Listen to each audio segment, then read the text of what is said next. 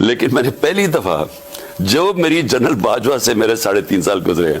بسم اللہ الرحمن الرحیم. آج ہم آپ کو عمران خان اور عمران ریاض کی گفتگو سنوائیں گے اور اس میں کیا گیم فوج نے کیا کردار ادا کیا ہے, کیا گیم کی ہے عمران خان کے ساتھ. آج وہ پوری ڈیٹیل آپ کے سامنے رکھیں گے. اس سے پہلے اگر آپ نے ہمارے چینل SN TV کو سبسکرائب نہیں کیا تو پلیز اس کو سبسکرائب کر لیں. السلام علیکم. پہلی دفعہ میں نے ریئلائز کیا کہ کتنی بڑی میری کمزوری ہے, کیونکہ میں اس کو ٹرسٹ کر لیتا تھا. جو جنرل باجوہ کہتا تھا میں کہا ہاں ہم دونوں ملک کے لیے ہیں, اسٹیبلشمنٹ ہے, فوج ہے, ہمارے انٹرسٹ ایک ہی ہے کہ ملک کو بچانا ہے. مجھے یہ پتہ ہی نہیں تھا کہ کس طرح میرے سے دھوکے دیے گئے, جھوٹ بولے گئے. یعنی ہم آخری دنوں میں بھی جب ہمیں پتا تھا کہ یہ سازش چل رہی ہے, مجھے IB کی رپورٹ آ رہی تھی کہ گیم چل رہی ہے. اب IB والا سٹیٹمنٹ دے گا میں نے کوئی رپورٹ نہیں دی تھی, اس سے بھی نکلوا لیں گے تھوڑے دنوں میں. وہ کیا بچارے نکالیں گے, وہ بچارہ وہ بھی مجھے ڈر ڈر کے کہتا تھا چیزیں بتانی شروع کر کے. مجھے وہ رائٹنگ میں نہیں دیتا تھا, مجھے خود آ کے بتاتا تھا کہ پتہ نہ چل جائے. تو وہ جب ہمیں پتہ چل گیا کہ پوری گیم ہوئی ہے, نواز شریف سے ان کی بات چیت چل رہی ہے, انہوں نے پلان بنا لیا ہے, خاص طور پہ جب فیض کو جب ہٹایا تو اس کے بعد ان کی گیم تو چل پڑی تھی. تو مجھے تو پتا تھا. میں جب جنرل باجوہ سے پوچھوں ہو ہی نہیں سکتا, ہم تو کنٹینیوٹی چاہتے ہیں, ہمیں تو یہ. میں نے جب آخر میں جب مجھے پتا چلا کہ یہ, میں نے ان سے یہ پوچھا بھی, میں نے کہا دیکھیں مجھے یہ بتا دیں, وہ میرے اسلام آباد کے گھر میں, وہ میں نے کہا مجھے یہ بتا دیں کہ ہمارے سارے اتحادی, ہمارے جو لوگ اپنے MNAs ہیں, وہ سب کو انڈیکیشن یہ دے رہے ہیں کہ فوج چاہتی ہے کہ آپ ادھر چلے جائیں. تو میں نے, اور وہ ہمیں کہہ رہے ہیں کہ, اور آپ ہمیں کہہ رہے ہیں کہ نہیں ہم نیوٹرل ہیں, وہ ہمیں کہہ رہے ہیں کہ ادھر چلے جائیں. MQM کے لوگوں نے ہمیں جو دبی دبے لفظوں میں سروں نے کہا, وہ بیک تو کنٹرول میں ہی ان کے تھی, وہ شزان بکتی تو ان کے بغیر ہلتا ہی نہیں تھا. تو ہمیں تو پتا, تو ہم حیران کہ یہ مجھے کہہ رہے ہیں کہ کچھ نہیں ہے, ادھر سے اور سگنل مل رہے ہیں. میں نے ان کو کہا کہ یہ سمجھ جائیں کہ اگر آپ نے اس وقت گورنمنٹ کو ہٹا دیا اور پولیٹیکل انسٹیبلٹی آ گئی, تو میں آپ کو بتا رہا ہوں کہ کوئی نہیں سنبھال سکے گا آپ کی اکانومی کو, اور خاص طور پہ یہ چور تو نہیں سنبھال سکیں گے. شوکت ترین کو میں نے بھیجا, انہوں نے اس کو بتایا کہ یہ جناب حالات ہیں, آپ نے اس وقت اگر یہ کر دیا. 2 گھنٹے وہ بیٹھا رہا ان کے ساتھ, ایک سمجھایا اس نے سٹیپ بائی سٹیپ کہ اس سٹیج کے اوپر اگر آپ نے پولیٹیکل انسٹیبلٹی لیا, اکانومی آپ نہیں سنبھالی جائے. تو آپ کو کیا لگتا ہے, پہلے میں سن لوں. اس کو بھی کہا کہ فکر ہی نہ کرو, کنٹینیوٹی رہے گی. اچھا, مجھے بھی کہا فکر میں.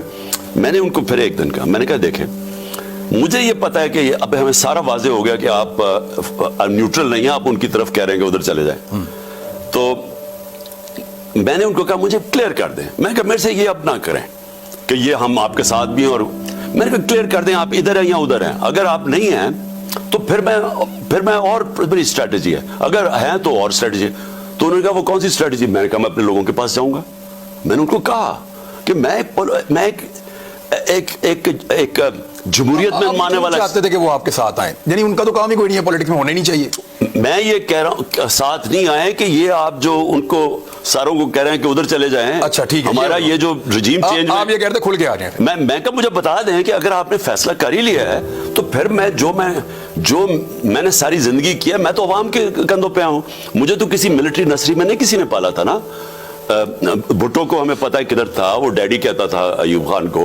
مجھے اس کا پتا ہے کہ یہ نواز شریف کو تو جنرل جیلانی نے پالا تھا. میں تو 22 سال اپنی محنت کر کے آؤں, نیچے سے پبلک کو لے گیا. تو میں کہا میں واپس پبلک میں چلا جاؤں گا. میں نے ان کو یہ کہا فکر ہی نہ کرو, ہم تو کنٹینیوٹی چاہتے ہیں, ہم تو آپ کے ساتھ ہیں. تو جنرل باجوہ نے میڈیا کو بھی کہا کہ میں سب کو گولیاں دیتا تھا, اور بعد میں پتا چلا کہ میں اکیلا نہیں تھا جس کو لال بتی کے پیچھے لگائے ہوئے تھے, اور بھی بڑے لگائے ہوئے تھے, اور خاص طور پہ ان کے اپنے کولیگز کو بھی. مونس علی کو غلط فہمی ہے اس بارے میں کہ اسٹیبلشمنٹ نیوٹرل ہے یا اسٹیبلشمنٹ آپ کے ساتھ کھڑی تھی جب آپ کی حکومت جا رہی تھی. دیکھیں مونس کا یا کوئی مجبوری ہے, نہیں, مونس علی کا بالکل علیحدہ ایکسپیرینس ہوا ہوگا. ٹھیک ہے, دیکھیں نا, ہو سکتا ہے ان کو کچھ اور کہا گیا ہو. نہیں, ان کو کہا گیا ہوگا کہ PTI کے ساتھ چلو, لیکن وہ دوسرا والا جو چلا گیا نون لیگ میں, اس کو بھی کہا ہوگا کہ ادھر چلے جاؤ. اچھا, ادھر بھی نمبر پورے کر دیے. تو یہ جو ڈبل گیم چل رہی تھی, ویسے میں آپ کو بتاؤں جتنی ڈبل گیم جنرل باجوہ نے کھیلی ہے نا, یعنی وہ کبھی کسی کو کچھ کہہ, ہمارے اپنے لوگوں کو کسی کو کوئی پیغام جا رہا ہے, کسی کو کوئی اور جا رہا ہے. عجیب اس کی ایٹیٹیوڈ دیکھیں. لیکن ہوا کیا اینڈ میں, فائدہ تو نہیں ہوا نا, ایکسپوز تو ہو گئے. اب یہ جو ذلت इंसान तो नहीं दे सकता ना। मुझे ये बताएं कि हम अल्लाह में मानने वाले जो लोग हैं, हमारा ईमान, इज्जत और जिल्लत उसके हाथ में आपके ना। हाथ में। मुझे ये बताएं कि मुझे तो असूलन जो इन्होंने किया था मेरे साथ, जो मैं एक डायरी उठा के निकला था पीएम हाउस से, उसके बाद असूलन मुझे जलील हो जाना चाहिए था। हुआ क्या? मुझे अल्लाह ने वो इज्जत दी जो मेरी जिंदगी में तसव्वुर नहीं था ऐसी मिलेगी। तो इससे तो आपको वाज़ेह हो जाना चाहिए ना कि ऊपर वाले के हाथ में सब कुछ है। बेशक अल्लाह आप जो मर्जी कर लें, फैसला वो आपके अमाल के ऊपर करता है। बेशक इसमें किसी के तो अमाल गलत थे ना, जो कि जिल्लत मिली नीयत है। के ऊपर अल्लाह ताला